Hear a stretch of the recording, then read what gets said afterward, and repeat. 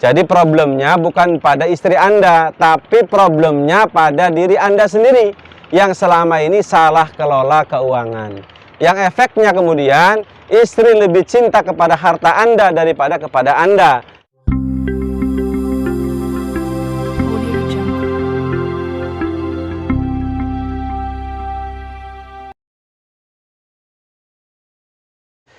Assalamualaikum warahmatullahi wabarakatuh. Bertemu lagi dengan saya, Coach Hafidin. Bahagia bertemu lagi dengan Anda. Saya bertemu dengan Anda sangat bahagia. Dan ada sebuah pertanyaan dari netizen. Yang ini luar biasa pertanyaannya. Apa tadi pertanyaannya? Bagaimana caranya agar istri pertama mau berbagi rezeki dengan perempuan lain? Gitu kan? Saat kemudian berpoligami gitu. Karena istri pertama egois dalam pembagian rezeki. Karena istri pertama sangat egois dalam pembagian istri. Oke. Pembagian rezeki. Ya, gitu. Jadi tidak mau berbagi dengan wanita lain soal harta. Iya. Luar biasa pertanyaan ini, dan ini memang problematika rumah tangga yang sangat umum. Mungkin sebagian besar seperti begitu.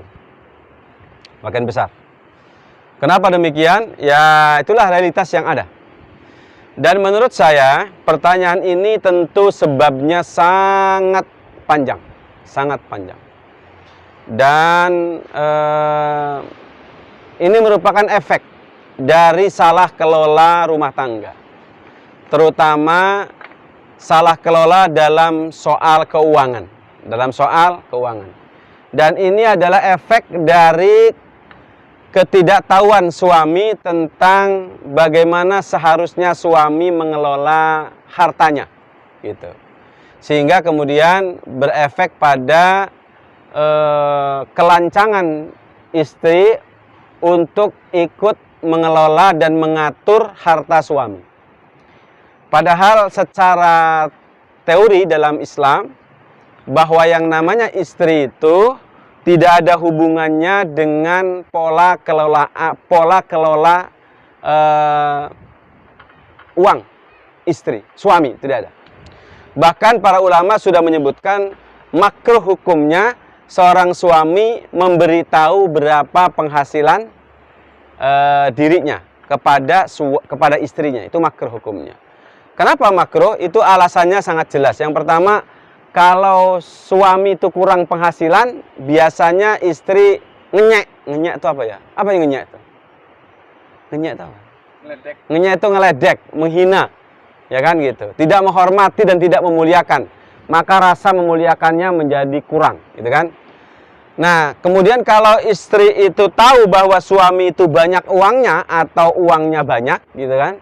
Atau kaya raya, dalam struktur, dalam strata kekayaan berarti sudah pada level sentosa misalnya, walaupun belum sampai level makmur, maka sang istri biasanya punya banyak program, punya banyak rencana untuk menghabiskan uang. Sehingga pola pikirnya sudah mulai berubah dari berpikir untuk hidup bahagia bersama suami, beralih hidup bahagia bersama harta suami. Nah, ini masalah besar. Untuk itu maka pertanyaan tadi sebenarnya tidak perlu terjadi kalau kemudian sang suami tidak salah kelola dalam urusan hartanya.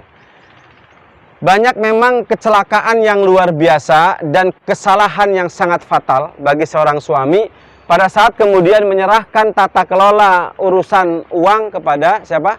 Kepada istri. Ini salah kelola luar biasa. Sehingga pas seolah-olah bahwasannya uang suami adalah uangnya. Salah besar kalimat ini. Karena yang benar adalah suami hanya punya kewajiban memberi nafkah makan kepada istri, nafkah minum kepada istri, nafkah berpakaian kepada istri, nafkah terlindungi dari terik matahari dan hujan, yaitu berupa tempat. Bukan berarti harus memiliki, tapi cukup misalnya dikontrakkan tempatnya di situ selesai. Sampai seperti begitu. Itu pun sudah cukup. Kalaupun kemudian suami membeli rumah dan punya rumah, itu bukan rumah suami istri, tapi rumah suaminya. Sehingga dalam konsep Islam tidak ada istilah gonogini, tidak ada sama sekali. Nah, karena kesalah kelola dan ketidakfahaman suami sejak awal, atau kemudian karena kesalahan dan kemudian ketidakfahaman istri sejak awal, maka akhirnya mengatakan bahwa harta suami adalah hartaku. Sehingga pada saat kondisi tertentu, ini belum poligami, jangan sampai poligami dulu. Contoh misalnya nggak usah jauh-jauh, pada saat seorang suami mau berbagi untuk ibunya, yang kata dalam syariat, harta anak adalah harta ayah dan ibunya. Ini pun Masya Allah kesulitan seorang suami untuk berbagi seperti itu. Bahkan ada marah, ada cemburu, dan ada tidak suka, bahkan kemudian minta cerai. Gara-gara apa? Sang suami berbagi atau memberi yang terbaik untuk ibunya, menghajikan ibunya, memberikan rumah untuk ibunya, membeli belanja untuk ibunya atau untuk keluar untuk ayahnya. Ini kadang-kadang dipersoalkan oleh seorang istri, padahal nggak ada urusan dengan istri pada saat kemudian seorang suami mengurus kedua orang tuanya dengan hartanya. Untuk itu maka kalau ini kemudian tidak salah sampai demikian, saya yakin dalam urusan poligami juga tidak akan terjadi apa-apa. Jadi problemnya bukan pada istri Anda, tapi problemnya pada diri Anda sendiri yang selama ini salah kelola keuangan. Yang efeknya kemudian istri lebih cinta kepada harta Anda daripada kepada Anda, lebih cinta kepada harta daripada kelanggengan rumah tangga Anda. Makanya buktinya apa? Kalau Anda menikah lagi, pasti jawabannya, ya udah kalau begitu aku minta cerai saja. Ya udah harta yang ada mau dibagi dua. Kadang-kadang seperti demikian. Begitu gampangnya seorang perempuan meminta cerai, karena apa? Ada dalam pikirannya bahwa ada harta gonogini. Maaf, harta gonogini itu haram bagi seorang perempuan yang dari suaminya yang tidak diridhoinya.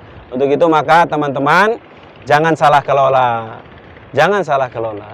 Bagaimana kalau sudah terjadi? Udah terjadi kan ya? Ya, udah terjadi kan orangnya? Bagaimana sudah terjadi? Maka menurut saya hari ini mulailah dari kebenaran.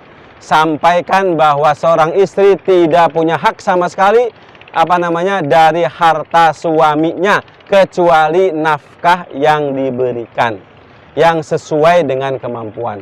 Untuk itu maka jadilah Anda laki-laki yang luar biasa, laki-laki yang qawam, laki-laki yang memang menentukan arah hidup rumah tangga dengan diri Anda, bukan dengan istri Anda. Kenapa? Karena seorang suami bisa jadi memiliki minat, memiliki istri lebih dari 1, 2, 3, atau juga 4. Untuk itu maka teman-teman, bagaimana saya menjawab persoalan begini? Ajari istri Anda, datangi seorang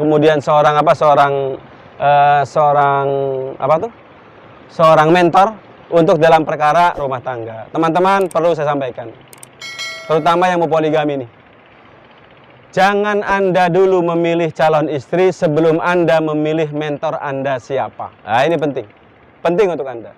Kalau perlu, jangan dulu Anda memilih calon istri sebelum Anda mengikuti workshop kami, sebelum mengikuti webinar kami, sebelum mengikuti pola kemudian bagaimana kami mendidik para laki-laki agar relevan untuk menghadapi berbagai persoalan.